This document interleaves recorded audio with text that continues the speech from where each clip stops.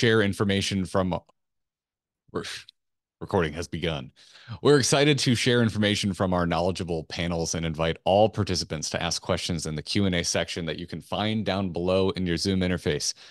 The Small Business Innovation Research and Small Business Technology Transfer Programs, also known as SBIR, STTR, provide non-dilutive funds for startups to develop high-risk, high-impact technologies to address our nation's everyday needs.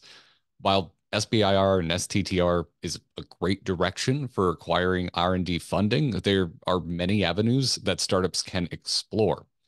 So our first panel of the day explores diverse avenues for R&D funding and how to leverage SBIR, STTR funds to secure future investment. Our moderator for this panel is Patricia Knighten, who is NMSU's Innovation Commercialization Director and supports the university's technology transfer efforts by leveraging SBIR and STTR opportunities. Now I'm going to turn the virtual stage over to Patricia. Good morning, everybody. And I would normally say, too bad we're not in New Mexico because I'm staring at a brilliant blue sky and the sun is blazing through, but hey, there's a storm. And so I don't think I'm looking at that, but I am looking at a great panel, and thank you all for joining us, and thanks to the organizers as well. And when I heard it was going to not be live, I felt a little sad. So I invoked the Taos hum. And I invite you all to invoke the Taos hum. What does that mean? That just means just raise your energy a little bit and feel it, because New Mexico definitely has an energy. That was my little New Mexico true pitch for EDD. Thank you very much, all of you, for joining us today. We are expecting another panelist. Our friend Craig Owens is on backstage, so we'll get started right now. And I normally go alphabetical for name introductions, but we're gonna give Craig a little mercy, and he will come after Russ, and our esteemed panel will introduce themselves, starting with Adam. Thank you, Patricia. It's a pleasure to be with you guys today. In the spirit of the Taos hum, I'm excited to be here and to dig in with fellow panel members and talk about this important subject. So, brief intro on me. I'm Adam Hammer. I'm the CEO and co-founder of Roadrunner Venture Studios. We are an early stage venture fund and venture studio based in Albuquerque, New Mexico. We just had our wonderful launch last week, and our mission is to partner with scientists, researchers, engineers, entrepreneurs to build deep tech companies. And we go from concept all the way through company. So we do all the de-risking, provide a variety of services to entrepreneurs along with initial seed funding. And it's a pleasure to be here with you all. Thank you. Drew. Good morning, everyone. Thanks to everyone for joining. And for the Taos Hum Energy, I've got the ugly holiday sweater. So I hope the video can show it. I hope it doesn't take away from the decorum or the seriousness of this panel and this topic, but I'm happy to share the holiday season with everyone and encourage good questions and good inquiry from everyone. So thanks for your time. Drew Tulchin here in Santa Fe, New Mexico. We have a few snow flurries here. And I serve as president of New Mexico Angels and the managing partner of the New Mexico Vintage Fund, with deep appreciation for NMSU, Arrowhead, and the other people on this call. If we work together as a group in small little New Mexico, statistically, we actually are doing pretty well, both in investing dollars and in research dollars. One of the jokes that is said sarcastically is thank goodness for Mississippi, because New Mexico, sadly, is too low in statistics we'd like not to be. But in the startup world, we're actually doing pretty well. And that if we all work together, which is something we believe in with the New Mexico Angels, where we're a membership-based organization coming together to support startup and high-growth companies, and New Mexico Vintage Fund, which is what's called a microfund, which is a small fund, vintage meaning we're looking every 1 to 2 years for people to invest together. So it's more of a sprint rather than this longer term effort, which a lot of funds are known for. We're looking to support organizations quickly and to help them grow rapidly. And so I'm very passionate about how we use SBIR, non-dilutive funding, and other mechanisms along with capital investing to come together and really help some of our companies be able to grow, and look forward to our discussion. Thank you. Thank you so much. Russ. All right. Am I stalling for Craig? I know. Thank you. Hey, everyone. I'm Russ Long, founder and CEO of Long Capture. Thanks so much for the opportunity to be here today. My background, for a while I was an active duty Air Force contracting officer. I actually finished up at Kirtland Air Force Base under SMC before it was the Space Force. So miss hanging out in beautiful Albuquerque, New Mexico. I'm currently back in Colorado Springs. So what we focus on at Long Capture is helping tech startups go to market with the federal government and then scale revenue. Just so like some context to lend to this conversation, we've helped our clients win over 250 phase 1 awards, mostly through open topics. I think we're well over 150 phase 2s, but more importantly, we've got about 70 to 80 million in funded phase 3 contract vehicles, a couple more that are in the works that I hope will double or triple that number by the time we talk next year. But again, like finding other funding sources, finding customers, moving beyond just some of the initial R&D funding, but actually transitioning and scaling their revenue and impact to the warfighter and obviously to their company getting into those bigger contract awards. So that's my experience. Again, my team is mostly made up of veterans, military spouses, other recovering contracting officers like myself, that kind of type. So a lot of experience on both sides of the fence and really trying to help companies work better with the Department of Defense. So that is me. I'll hand it back to you, Patricia. Thanks so much, Russ. I appreciate that. And hey, Drew, just a little note on Mississippi. I was born there, so I took a big step up in life. If you think there's always someone below Mississippi, right? And I used to talk like that too. So I've had a Southern accent a few times in my life. So here we are talking about what it's often referred to as high risk. What is that about? It's early stage, high innovation, right? It's stuff that has a potential huge impact, and it's risky because it's early stage, but in general, it's great stuff. So we have to look at it as high impact, really. And of course, our goal in any venture is customers, and that revenue is our ultimate goal. But along the way, as we're getting these early stage, high impact technologies developed, we look to other sources of funding. So apart from the SBIR, STTR programs, there are other funding avenues and strategies that entrepreneurs should absolutely explore to move forward with their technology. And I'd like to start with Drew, please, in answering that question. What other funding avenues do you counsel your clients to look at? Yeah, thanks, Patricia. And again, we've got really good diversity on this panel. So I think participants, if you're able to chat in, if that's a feature, to put questions you have. And what you're here is, I think you're going to hear some really different stuff, which is really exciting because to the audience member, it might have dissonance, right? You might not understand it because you're hearing different things, but that's good because we have different perspectives. And so from my perspective, where I sit is the SBIR and the government non-dilutive capital is an important part, but it's a fraction of a larger field, right? I'm a private investor. My hammer and my nails are bringing private capital in. And so SBIR is helpful because it's going to dilute my risk or de-risk. I've got another entity that has looked at your company and decided that you are worthy of saying yes to. It's a different decision-making, but it's helpful. Also, it's non-dilutive, so it's not taking away any ownership from anyone. It's simply adding to the whole pile. And then to Patricia's point, there are a couple of other buckets for people to think about. Government, New Mexico, again, is pretty strong in having a couple of tools.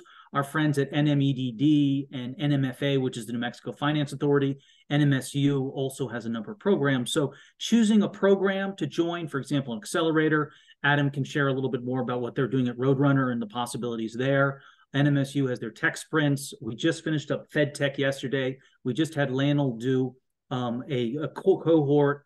We just have I-Core. So there's a number of ways that you can join others in learning, particularly if business isn't your background. And it doesn't have to be. If a lot of the stuff that us business people talk about is stuff you haven't heard about, that's okay. Stick to the things you're good at and get other people in. So to finish up, government, private investors, programs, and then also other dilutive efforts such as grants or other philanthropic efforts if you're program supports that. For example, if you're working on a health care or to a population in need, or maybe a rural initiative. So Patricia, that would be the universe or kind of the umbrella that I would point to for buckets, and we can talk in more detail later.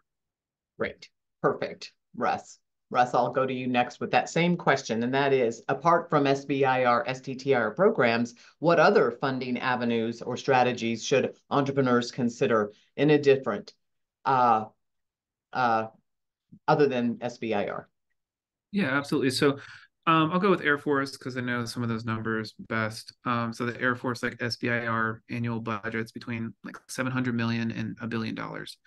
But you go and look at like what the Air Force has requested for FY fiscal year 2024, it's over $36 billion.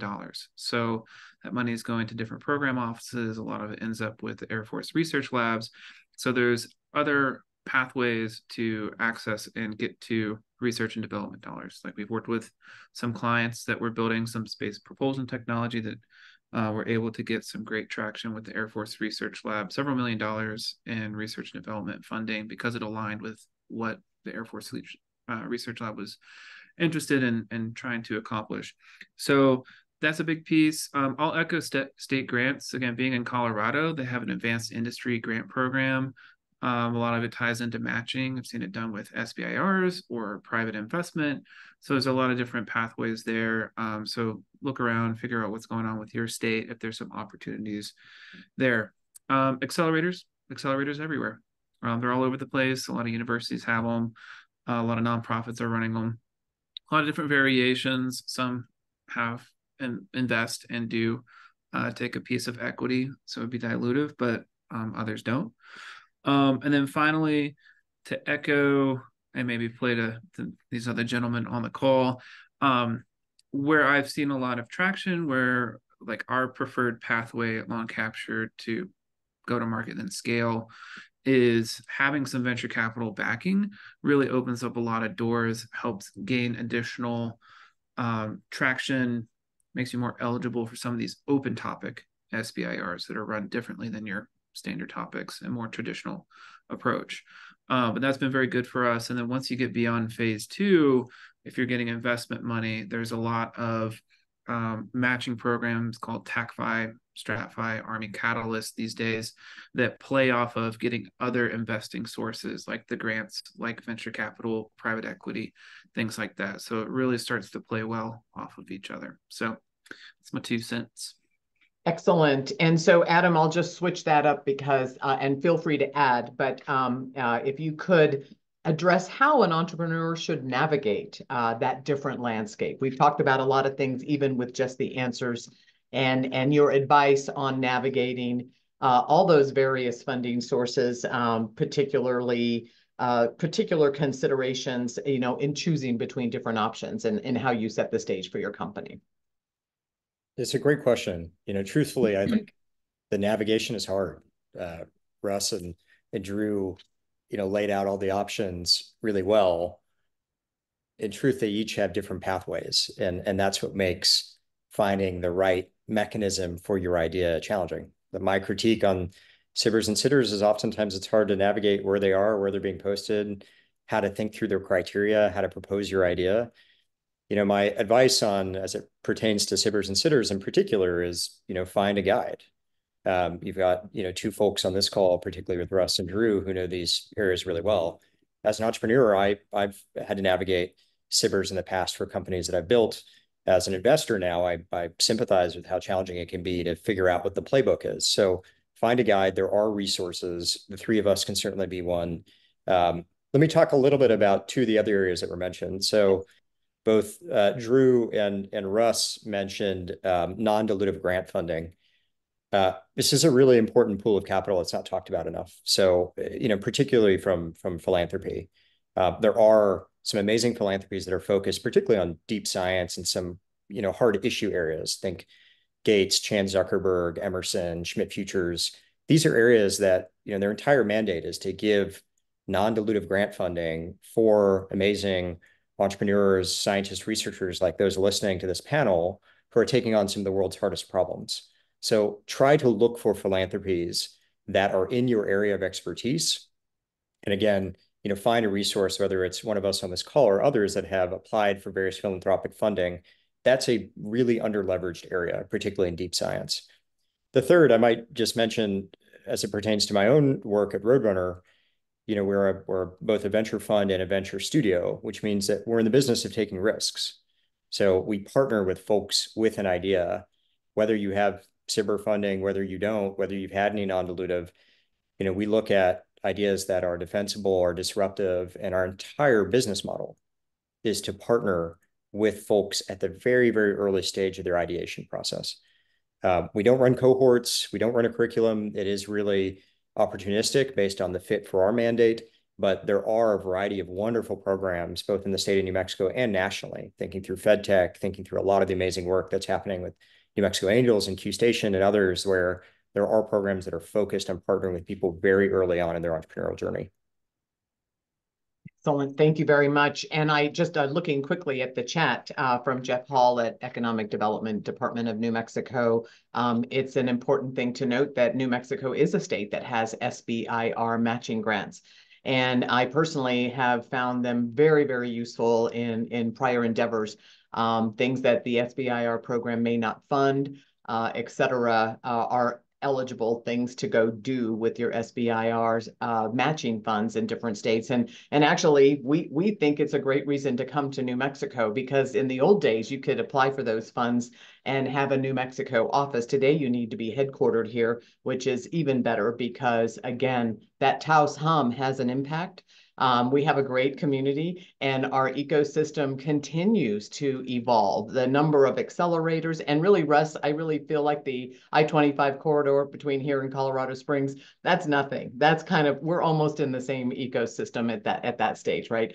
But there are an awful lot of resources evolving, and if I compare this ecosystem to 5 years ago, it's an amazing transformation that has happened right here in our state. And I would believe that's nationally. I don't think we're the only place that's working hard to cause a revolution in science in America. So, but we're pretty lucky because it's all happening here. So thank you very much. So in building, Patricia, excuse me, I wanted to, and this is great information. I just wanted to catch up on a question or two before we moved on. Perfect. And this is perfect for you, Patricia.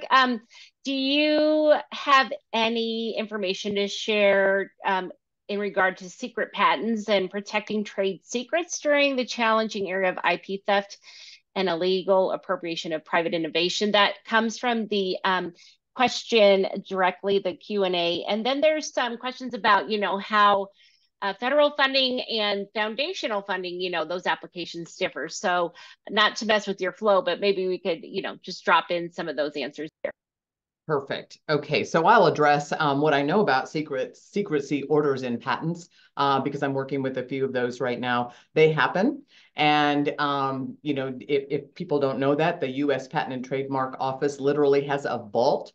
And when they're examining a patent that's been given a secrecy order, you're in a vault, it's on paper, and it takes a long, long time. So if that helps, I don't know how many things those happen to. There is a difference between a secrecy order and something that's classified. So if it's not classified in the government context of what they mean by classified secret, you are able to discuss this with prospective clients if they are part of the U.S. Defense Contractor Network. They're U.S. citizens and U.S. operated.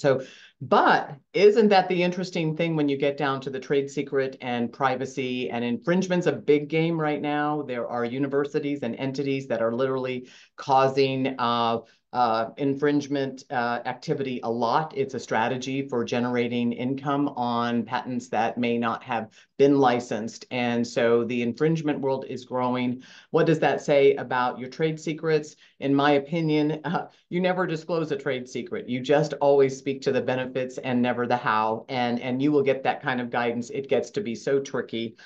Even just listening to pitches when someone talks about the secret sauce, you feel that awkwardness. And so that's something to rehearse in my advice, how you speak to that. And I would love to hear from the other panelists about that, because I am sure you have to coach your clients. And there's Drew. Go. What do you think? Yeah, Patricia, I'm actually on the other side of the fence. So, my hat is a business hat, Russ, thank you for your service, Russ and Adam.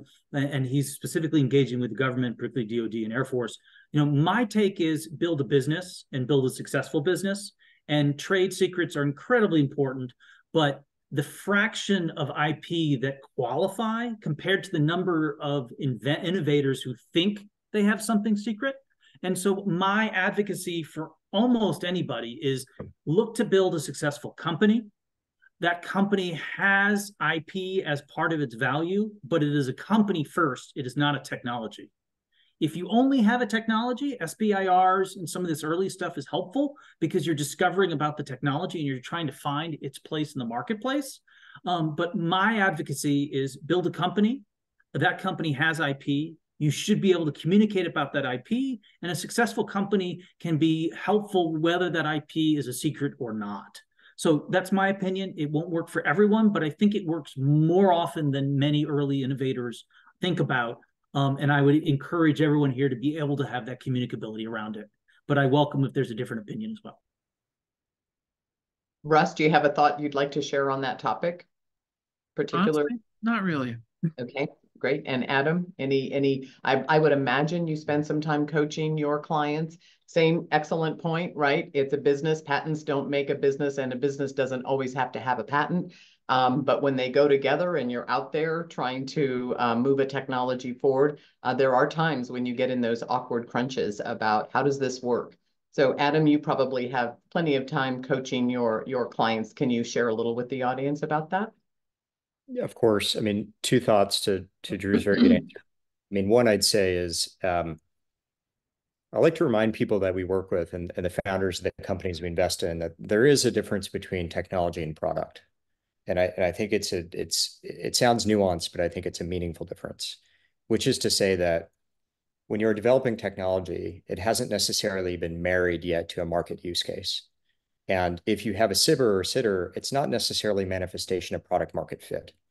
And I think that's important. So the reason why I say that is the goal of any business is to create a product that a customer is just snatching out of your hands, right? It solves an urgent problem for them. And you should remember that SBIRs and STTRs and all forms of non-dilutive grant money are steps along the way to help bridge that valley of death to getting product market fit are not necessarily an indication of getting there. And the reason why I say that is I think it's just implicit in some of what Drew said. Your focus should be building amazing products.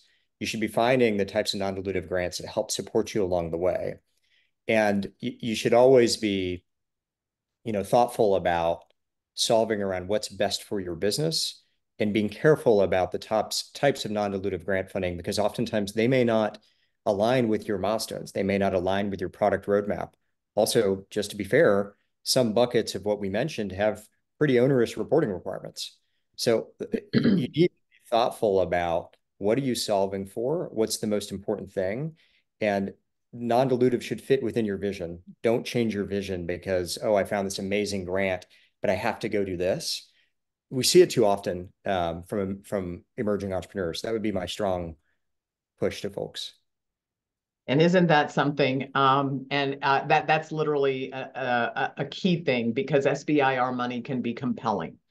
People can win those grants. They can get really great people like Russ to help them win those grants because that's what his company does a lot of.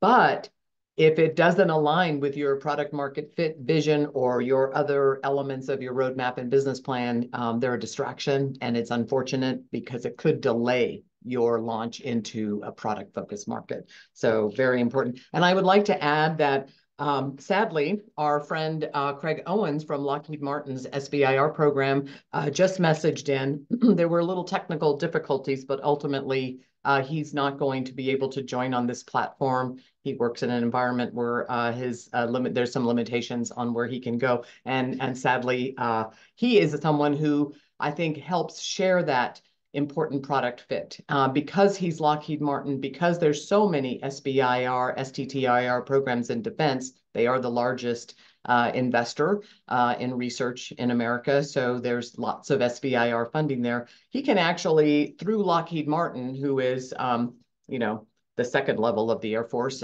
perhaps the Army too, and they really know what's being bought because they're building it. And probably wherever you're going to put that is they're going to know that path, or they can actually envelop you and take you with them on that path. My personal experience working with Lockheed Martin is excellent. I actually got equipment in a large defense sustainment center because of my relationship with Craig and his team at Lockheed. So I was excited to have him join the panel. And that leads me right to the point of partnerships and strategies. And Adam, you kind of began a little bit of a discussion on how you organically build your partnerships with your clients or the ventures that you're starting off.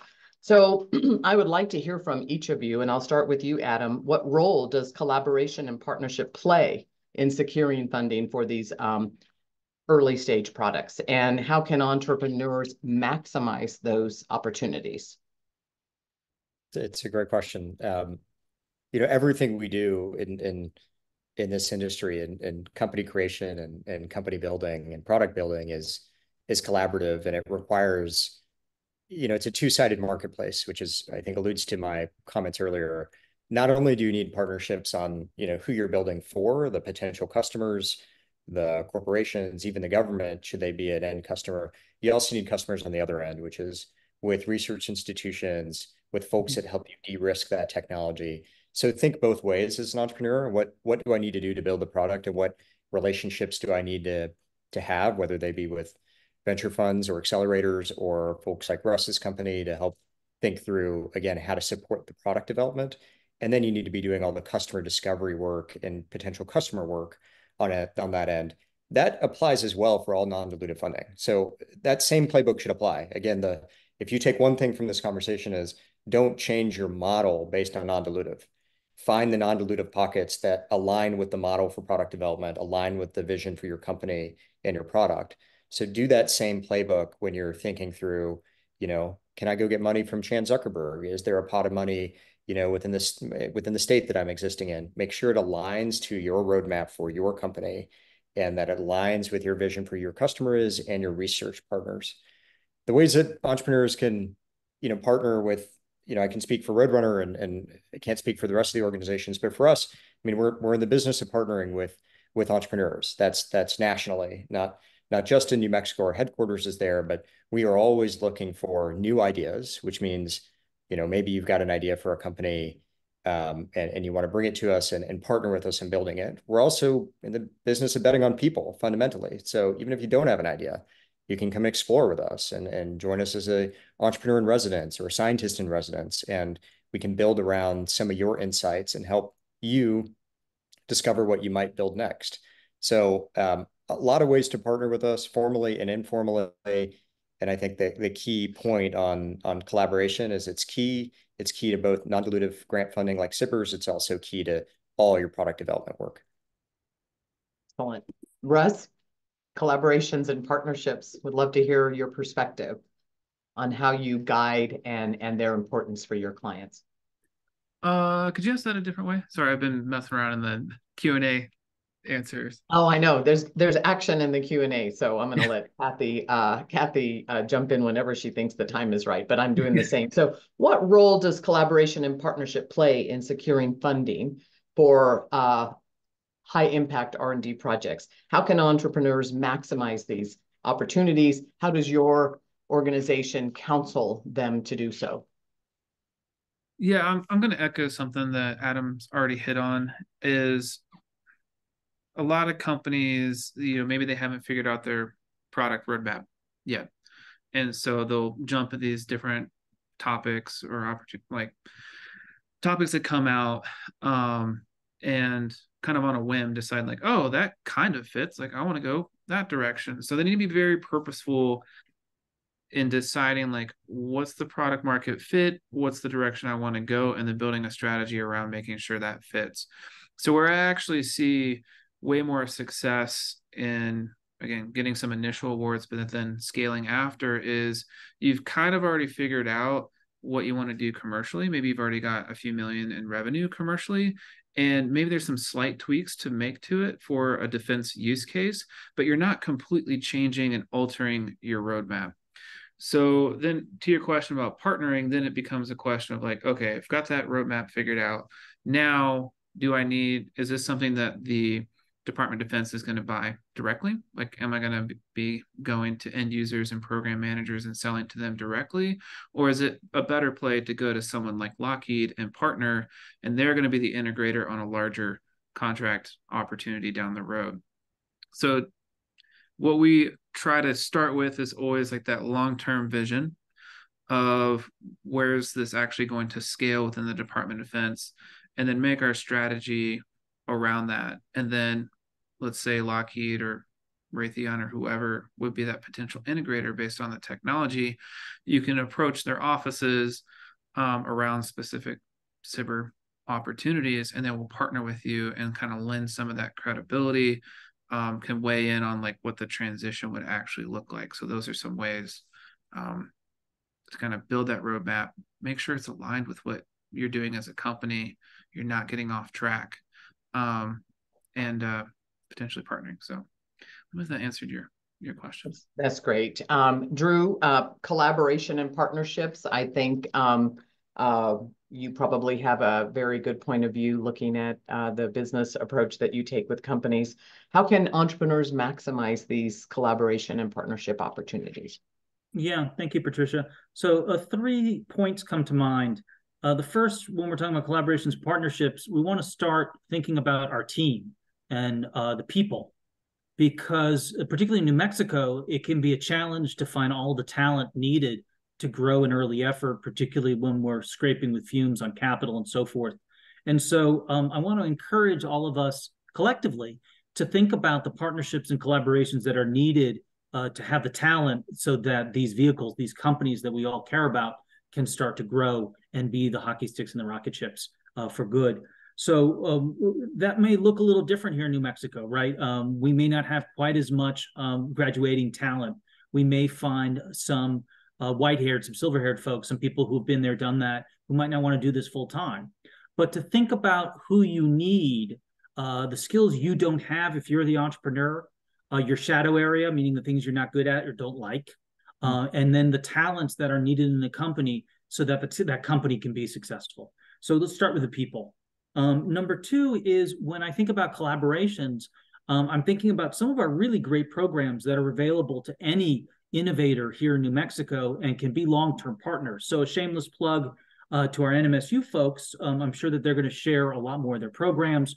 We're a partner with them, with New Mexico Angels, and very proud to be supporting them on their sprints. There's going to be 4 cohorts of sprints in this upcoming calendar year. They just finished one, and there'll be other ways to be involved with Arrowhead Center. And so to choose a program like that, or the US SBA MEP program, Manufacturers Extension Program, which is another excellent program that I hope someone could help me with a link. They just start their funding at the beginning of the calendar year, and they often don't have enough funding for the whole year. So now's a really good time for our early stage companies to be looking at partnering with them. Their application is relatively painless. It's only a couple pages. It helps with a partnership. And then once you're in with them, you can renew and do it again and again. So again, if you're an early stage company and you have a couple of these good programs, NMSU, Adams Organization at Roadrunner, MEP, you can then be using those. And then the third point, which someone had mentioned, is let's think about the end in mind. Why am I building a company? Well, I'm building a company because there's a transaction that we're trying to do. We're using a technology. Ultimately, if there's money coming in with investors, as an investor, I would like to be able to get a return. I'd like to get money out. So how do we do this? There needs to be an exit. So I really appreciate my innovators, my entrepreneurs, my company managers, my CEOs, if they're thinking about the end in mind and they're starting to build those collaborations and partnerships that can be that end. So for example, you mentioned Lockheed Martin. We'll catch up with our colleague who's got some wisdom to share. You know, they can buy out a small company, or they can take out a technology and provide an exit.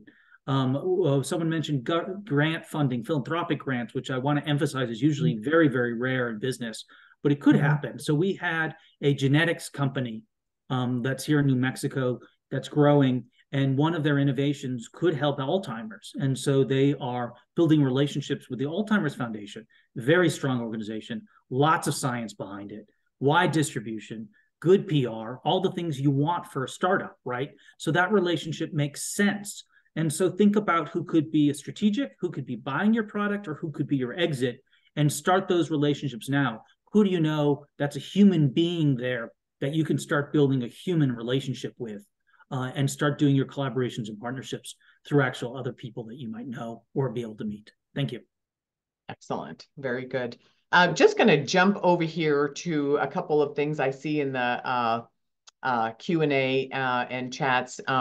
So all of you, everybody wants to know how to reach you. So we can certainly help facilitate that, but I can see the answers being answered. Thank you, Russ, for your contact information. Anyone who wants to put their LinkedIn page in the chat is great. I also see Jeff Hall responding to a couple of questions in the chat related to SBIR matching grants. And I did want to say that eligible to apply. I don't know that might have been misinterpreted. I may have said eligible for an SBIR matching grant. It's an application. It's going to be evaluated. There's probably not enough money to throw every SBIR contract in New Mexico a matching grant. So it is an application program. It has a lot to do with where you are using those funds for commercialization and moving forward with customers. So just to clarify that, thank you very much for some of those questions. And I'd like to move into the topic of how they prepare. At what point should they come see you? What do you want to see from them in terms of their packages? And every organization has a little bit of a different personality. If you're going to go talk to venture investors, you kind of got to know them and sort of tailor your presentation to them. I would say that's probably true for any conversation you have in business, right? You always want to know who you're talking to. But if we could just go around the room, and Russ, I'll start with you, and we'll, on my screen, I'm going to go Russ, Adam, Drew on this round, and hear from, what do you like people to be prepared with when they come to visit with you for the first time? Yeah, so I will say, like, where we focus, I'd say Series A investment and after. Again, having a bit of commercial traction, or at least a decent amount, a couple million in venture capital investment. And that's just because of the plays that I like to run with the Department of Defense. If we have a more mature technology, yes, we can go get some SBIRs, make some of those tweaks to the technology, but then we can immediately start looking for procurement dollars, O&M, operation and maintenance dollars, as well as maybe some additional research and development. So with our focus being on transitioning as quickly as possible, a little bit more mature technology, again, having some revenue and kind of that product roadmap already figured out a bit is really where our strong suit is, because we are very hands-on. We're business development, capture, and proposal to really help you scale on the defense side as quickly as possible. So all that to say is, if you're earlier stage than that, still feel free to reach out. I've got some trusted partners that do hourly proposal work and maybe help with a commercialization plan, things like that. So more than happy to redirect. We've got a lot of free resources on our website, from like how to register through SAM and SBIR and all these different websites that are colossal pain in the posterior, so we do try and put out resources, webinars, master classes around some of these topics, even if you're not yet ready. And those are available through our website. Free always works well, doesn't it?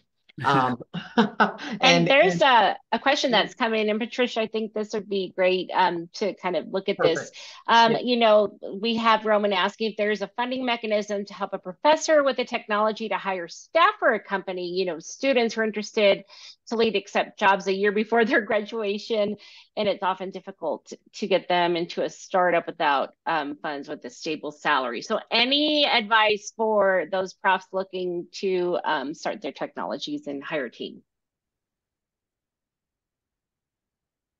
People are in demand these days. Russ, do you want to answer that?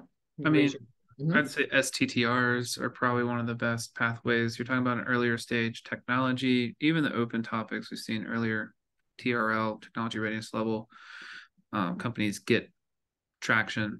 So that might be a way to get a little bit of funding. Again, you can have your principal investigator be at a university. So there's like a little bit more flexibility there. They tend to be, again, my world, the ones that we go after, a little less competitive than the SBIR side. So, I mean, that would be the main thing is like, can you win some of these kind of initial phase ones, phase twos? Again, the researcher can still be employed with the university on the STTR side. And even on SBIR, if you're proposing and you have a principal investigator that is currently a student or is at university, the requirement for them to be an employee doesn't happen until the contract's actually awarded. So there is some like, let's take some shots on goal, knowing that, hey, we'll have to actually move and have full-time employment with the small business if these certain wins happen. So that's kind of my 2 cents on. Perfect. STTR, just for any in the audience, that is the Small Business Technology Transfer Research Grant, and a research institution is a required partner on those. So for the faculty, researchers at universities, that's an important thing to know. So now I'll wind back. Thank you for that. Thank you for your answer. And going back to Adam, what would you like people, how are people preparing to see you? What would you like to see them prepared with if they come to visit with you and ask for support or help? So I think the most important thing for us as a venture studio and venture fund is that folks that want to partner with us, which means literally build a company or join us as an entrepreneur in residence, is that you have to have some version of the future, which is to say, tell me where you think the future is headed in the domain that you are interested in or an expert in. And tell me what technical insight you have or technical insight you've created in your research or something that unlocks that future. So, those are the 2 most important, whether they happen in a conversation or a deck or an email, it's okay. But I think the things that we look for are people that have a bold version of the future. They have some technical insight that actually unlocks that version of the future. And if you have, proof of concept, and what that means is like, that's a very vague term. If you have a SBIR, if you have, some defensibility around it, whether it's in a patent or otherwise, help us understand how you, either through your expertise or your relationships or any grant funding or commercial relationships you've had, have created some defensibility around this and have some notion that what you're doing is important and it has a role in the marketplace. But that's a very kind of high level. We're pretty open to all types of ideas. I'll say that the area that we fit into is early stage. So when I get pitches for folks that are looking for their Series B and Series C, I say, I wish I could help. It's just not my mandate. That's not what my LPs and investors have entrusted me with. It's not what our team is focused on. So we do have a cutoff on stage gating. We are pre-Series A. And in general, the studio method, for those that are still kind of learning about the studio model, it's different than a traditional venture fund because we really do pride ourselves in being a co-founder. And that means doing a lot of the work, embedding product management, embedding engineering, providing all talent recruitment, marketing, capital, facilities. We're really doing the wraparound services for an entrepreneur and for an idea. And so generally folks that have significant venture funding already in the door, usually the model is a bit hard to make it work. So if you've raised a round from venture investors, it can be hard to work with the studio. It's not impossible, but we have to flex the model a little bit. So in recap, I'd say have a point of view about the future. Where is, name a topic. What does the hydrogen economy look like in 2030? And what do you have, either that you've built or that you've thought about or that you've researched or that you've written about, that unlocks that version of the future that others don't have? And what proof of concept, either in your university, in your company, in commercial relationships, do you have that help us understand the moat and that there is appetite from the market? We can work with those things. That's really helpful. I appreciate that. I like the idea of the version of the future and then how your insight supports that. And I think that that's probably a general idea of how to build your roadmap. think of the future, be in the product, thinking of the product market fit. And some of us spend an awful lot of time thinking about the technology.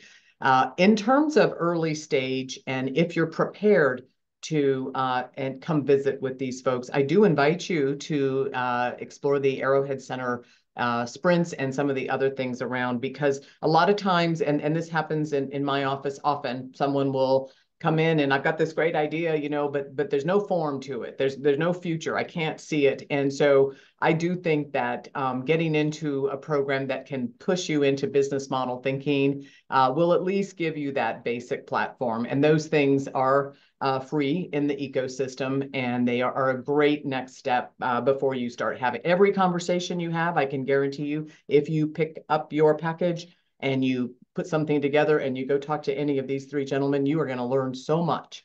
But I always feel that respecting their time and energy is great. If you come in with a little bit of a future vision and how you're going to get there and what you want from them, I think it can make a big difference in that.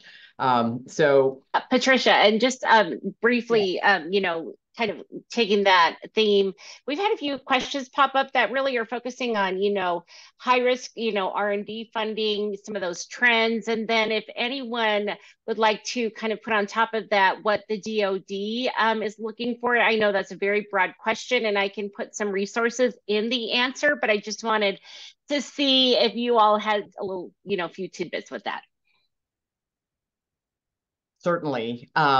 I mean, certainly they are very good at the DoD about publishing their topics. I mean, you really must study their SBIR websites and read through that stuff. And you really must go and look at the agencies. And then you must go and look at the large industrial players, because there will be evidence that they are taking these things to heart and to product. They have a mission and they intend to meet it. And so I think that you can learn an awful lot about what they're trying to get done in their topics and releases. Russ, would you care to elaborate on that? I would love to talk about some trends that I'm seeing. So about 5.5 years ago on the Air Force side, they started AFWorks and the open topics. And over the last few years, we've seen an influx of, you know, thousands of non-traditional kind of tech and get in the door that previously didn't have a great front door on-ramp to work with the Department of Defense. What I think the next big trend is helping to bridge the valley of death. So there's been some programs around for a while, like I've mentioned, TACFI and STRATFI, that are research and development dollars. Army started a program last year with their first iteration of up to 15 million called Army Catalyst, very similar to the STRATFI program. We have a tool page on it if you go to our website where you can learn about like eligibility, what they're looking for, things like that. Mm-hmm. But at a bigger level, I'm seeing additional funding opportunities. So those are kind of to get you to maybe TRL 4 to 6 or 7. And then things like APFIT, APFIT, I forget the acronym off the top of my head, but that's kind of, accelerated procurement, building something technology. So $100 million fund 2 fiscal years ago. We'll see what actually passes, but it looks like it might get pushed up to $300 million. Again, trying to fill this gap between maturing the technology a little bit and getting it to a program of record, because those budgetary cycles take so long. They're talking about revitalizing or bringing back the Rapid Innovation Fund. Again, we'll see if that actually happens with this year's NDAA and appropriations. That used to be about a $3 million fund. Some of the legislation looks like it might be $5 to $7 million per award potentially. So all that to say, like, what I see is kind of the second wave is great. We've got all these people in the door. We've got all these new tech companies, got some initial R&D and SBIR funding type programs. The next big gap that I see a lot of movement and funding and effort on is now transitioning that valley of death. So that's what I get really excited about. Really helps, obviously, the kind of work that we're focused on. So I'm hoping to continue to see that trend grow, but it's been really exciting the last year or two. So. Excellent. Any comments on that, Adam? I know you spend a lot of time in the defense sector as well, or have. Well, I think it's well covered. I mean, I think that I have a whole set of other views and thoughts on dual use, and I think some of the things that people have to be thinking through. Don't know if they're appropriate in answering this question or not, but I will say in general, there's a couple of things that people should be thoughtful about. One is, look, I think the time it takes the government to acquire technology takes a long time, and entrepreneurs need to be thinking about this. My honest advice for a lot of folks is, if you have a product that's dual use and you think that the commercial sector is going to move faster to adopt it, focus on the commercial sector. Now, I'm a Navy Intel reservist. I'm somebody that's worked directly with the government, a variety of things. Part of our thesis is making sure the United States stays competitive and secure. So I care deeply about making sure cutting edge products get to government. But I will say there are far too many companies that die waiting on government acquisition reform and or the processes of moving through the SBIRs. Stand by my earlier comment that SBIR should line up against your product roadmap. If you're building something that has government use case and commercial use case, don't be afraid to focus on the commercial first and government second. And I have a whole set of other views about ways that I would, ideas that I have to fix the acquisition process, but the truth is it takes time. And even if you successfully move through SBIRs, doesn't necessarily mean that you're going to get a program of record. And so there are important concepts to think through that I know both Drew and Russ can also add to, but just my 2 cents. Excellent. Thank you so much. It is, I call it an adoptability issue as well. I think acquisition is the money and the programming, but if you look at the size of the mission space these guys are in, it's really hard to turn left and take in a new technology. Even if in the long run, it's going to enable a better mission, it's still that glitch. So that is a big chasm, a big valley of death. Drew, any other comments from you on that very topic? So a couple things. One is some of us on this call have different hats, right? So, for example, I'm president of New Mexico Angels. If someone's approaching me around connecting with the Angels as a community or membership-based organization versus me as general partner of New Mexico Vintage Fund, right? Those are different things. So make sure when you're going to talk to partners, people, even a potential team member, that you know something about them, the person on the veritable other side of the table, walk a mile in their shoes, and understand something about them. Some of the questions in the chat, the language was just different than some of the programs. And so some of us who are new to these programs, not only are we dealing with governmentees, right? But if you're dealing with a VC or an angel, the language that they're using, the more you can look like them, sound like them, even if it's new to you, the easier it is to engage. And so the things that I think about is just like any friendship, a good relationship in business is just like a personal relationship. It has the same commonalities. Sales is the same way. Investing and SBIR is sales. So when I think about SBIR, if you don't know the government agency, if you don't have a human being at that agency who's likely to be the recipient of this thing, for you to put all that time into a government application, it's a really, really big lift. And so don't do it yourself. People have done this before. Russ has got people in his shop who do it every single day. Go talk to the people who do it and are good at it. It's not a sign of weakness, it's a sign of strength. So the 2 things to end with is, one is get other people around you. Don't do this yourself. If you haven't done it before, that's totally fine. If you're a scientist who's brilliant, who's got lots of IP, I don't expect you to be an MBA. I spent 2 years at it, and I don't think I was very good at it, right? It's only 15 years now of actually doing stuff. So go get other people who've done this stuff, who have your excitement about joining what you're doing to help change the world. So those are important. The third is please, please, please think about the person you're meeting with and their shoes. I just get a lot of communications from people that it just feels really self-centered. It doesn't look like they care about who I am, who our organization is, and what we're trying to do. It's just about who they are and what they're trying to do. And I understand that. You're working hard. You don't have enough money. You don't have enough time. You're really passionate. But the better you are at bringing other people in and appealing to them, the more successful you're going to be. So to wrap up, at the Angels, we're a membership organization. We welcome other members and sponsors. We're a community. We talk about the village raising the child.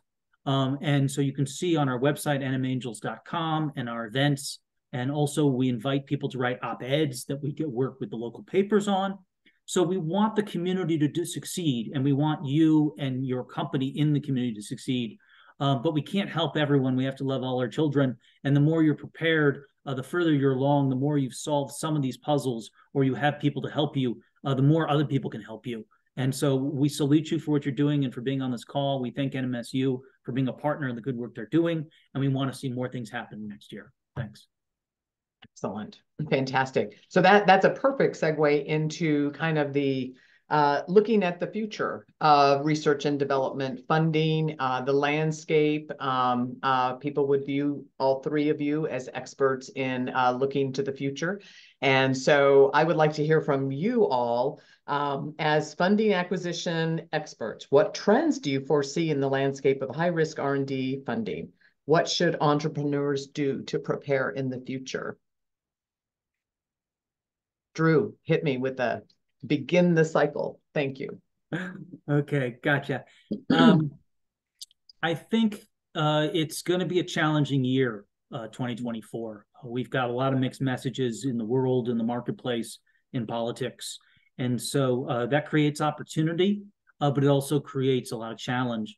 For investors, when they don't know what the elephant's doing and the elephant's just going to sit down, it's really hard to move the elephant in the room. It's really hard to move an elephant unless it wants to move.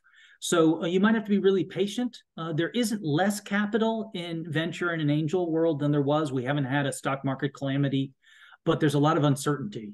And so my recommendation to people is build relationships, have the long game. The more you are asking for advice, the old joke is if you want money, ask for advice. If you want money, if you ask for money, you get advice. And then the other thing is just be patient. Expect that it's going to take 2, 3, 4, 5 touches, relationships, contacts with some of these people. So foster relationships. Start an e-newsletter where you can be updating your stakeholders as you go along. The second is to start with your family and friends. Don't overlook the people who are already around you. In New Mexico, we really like to look at national people, and they've got the answers. But you know what? We've got some answers here. Go to your family, friends. Who did you grow up with? Who did you go to school with? Who did you do your graduate program with? Who's in your church, your synagogue, your soccer team? And think about who's immediately around you that you can start with. And then go to organizations like us, NMSU, amazing. They have places, they have space to help more people. Russ, Adam have been great, both their organizations. Adam's group is in the exhibition hall, and Sandra has piped up. They're very, very approachable. Let's get to know them. Come to our events. Come to NMSU's. Come to Nexus, which is Nexus Space. If you're in space, if you're in a medical area, we've got NM Bio. So there's places to come, and so people want to see you win, but you have to work hard and train because you're not going to run the race without having done the work. Okay. So please be in touch with us. Please do well and be safe and do good things. That's great. Thank you so much. Russ? Go to you on that. Yeah, so hit on R&D. Yeah, landscape. Mm-hmm. Yeah, so on the front end of it, I continue to see, again, with SBIR reauthorization last year, a push for all these departments to try out open topics and different variations. So to me, again, it's been a great front door, great on-ramp to working with the Department of Defense, and now there's actually a mandate. And we've seen the Navy kind of try some stuff, Army try some stuff, a couple different things. MDA, some of the others I'm forgetting have recently thrown out some other kind of open topic approaches. So all that to say is the standard and the traditional topics, again, very specific, might be hard to find a fit. There are some of these other programs that are being tried out to provide additional on-ramps for small businesses. So I like what I see there. Continues to be good opportunities there. And then again, like I already talked about on the back end, once you're getting maturing the technology a bit more, a lot more emphasis, a lot more funding going into that stage. So on the DoD side, on the R&D, and then eventually transitioning to bigger dollars, I think it's pretty exciting. Fantastic. Very good.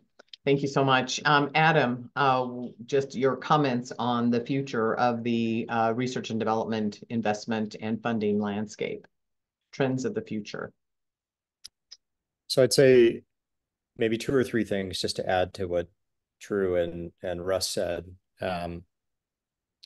The first is, and I think this was a comment in the chat, I would just highlight again. I think what we're seeing today out of the White House and out of a lot of public policy in America is changing towards rebuilding our domestic industrial base.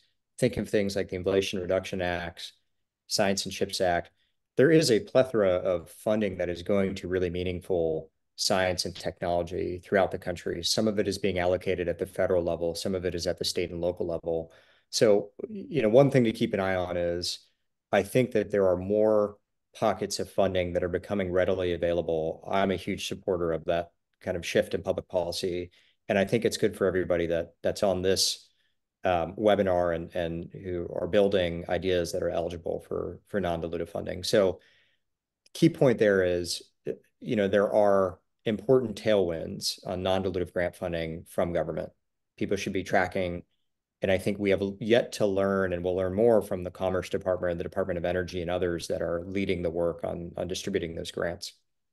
So that's one version of the future that I think will continue. I think the second is, maybe pitching my own book here, but I feel strongly that we are at the nascent stages of a deep tech, kind of hard tech renaissance. And there was a period of time when, and I lived this moment as an entrepreneur who had both a hardware and a software business, where investors didn't want to interact with you if you were building something in hardware.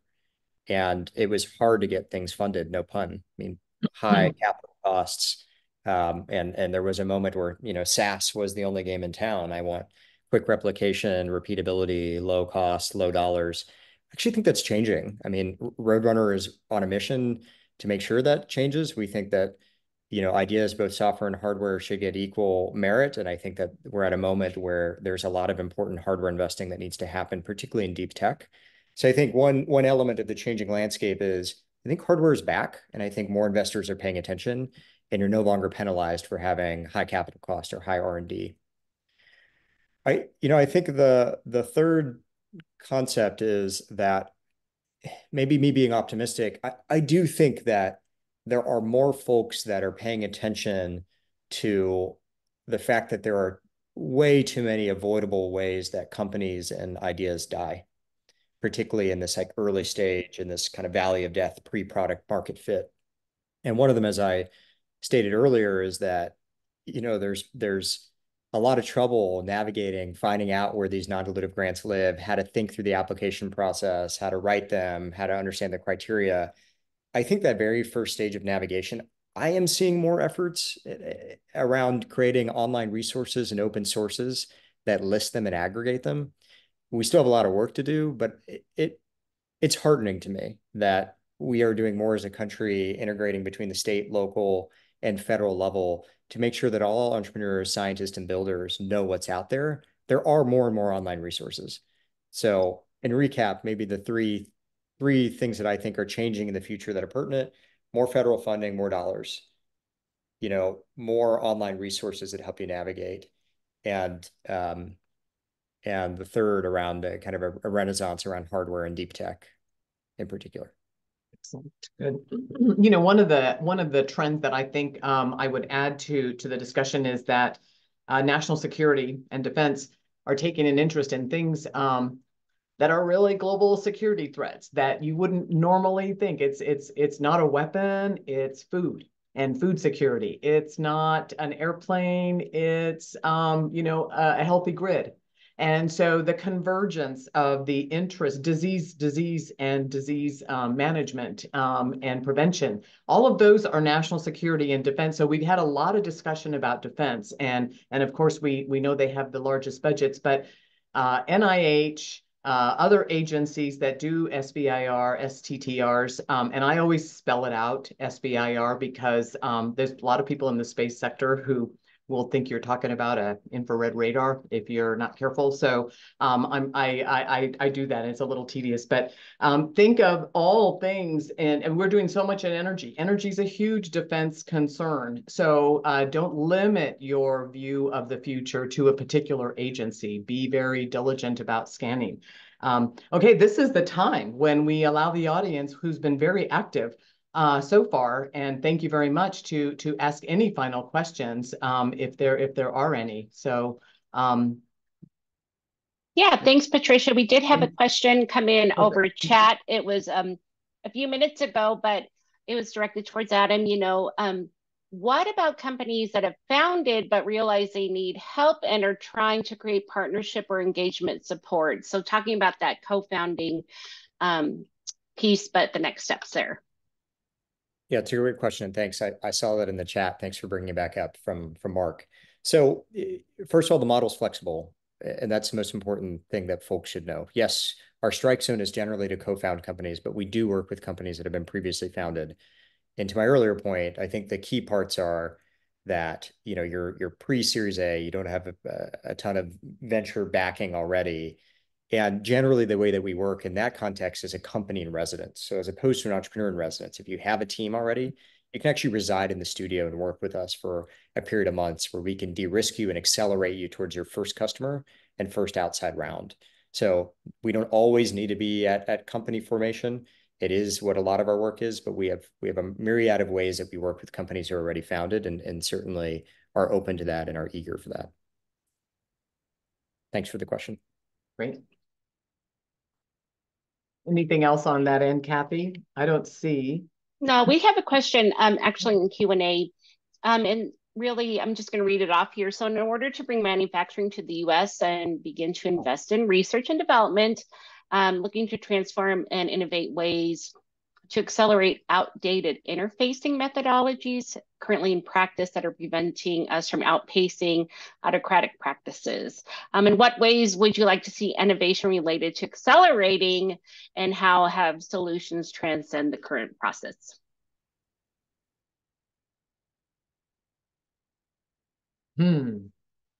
So if a panelist wants to jump on that one, I think we've been talking about our innovations and how they do accelerate with funding and with partners and with resources.